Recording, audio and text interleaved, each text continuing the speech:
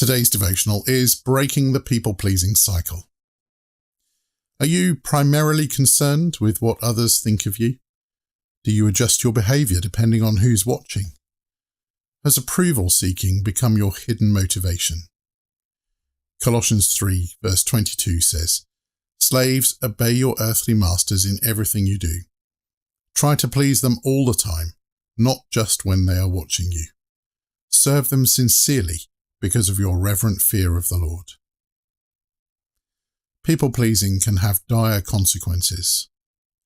There was once a father and his teenage son who lived in a small village. One day they set out on a journey to the next town, bringing their donkey along to carry their supplies. As they began walking beside the donkey, they passed a group of people who scoffed, "Why walk when you have a donkey? One of you should ride." So the father climbed on the donkey while the son walked.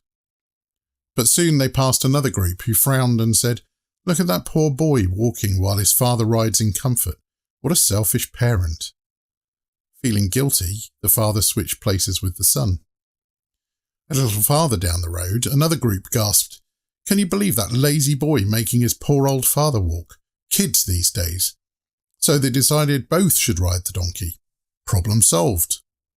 Wrong. Just before they reached town, they passed yet another group who shook their heads and said, "Poor donkey, carrying two people. That's animal cruelty." So, in a final act of desperation to please everyone, the father and son carried the donkey the rest of the way. They made it halfway across a rickety bridge when they slipped. The donkey fell into the river, and they ended up with no donkey, no dignity, and a whole lot of soggy supplies. When you try to please everyone, you end up pleasing no one, and you often lose something valuable in the process.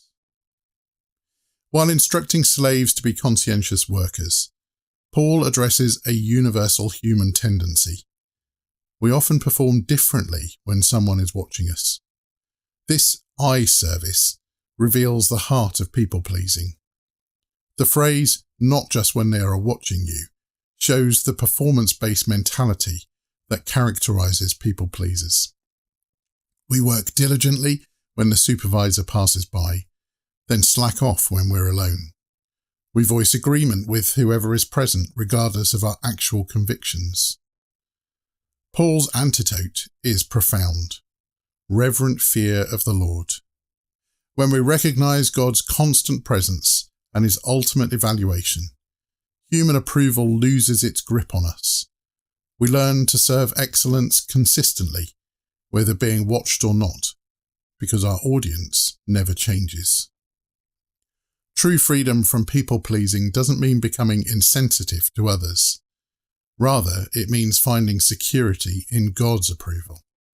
This frees us to love people without needing their validation. We become anchored in divine acceptance rather than tossed about by human opinion. The transformed question then becomes not, "What will make this person happy with me?" but "What would honour Christ in this situation?" Lord, free me from seeking human approval above your pleasure. Amen. Today's reflection question is, in what relationship or circumstance are you most tempted towards people-pleasing rather than God-pleasing? I hope to see you back here tomorrow for the final Battle Drill daily devotional for this week, as we focus on authority with heavenly accountability.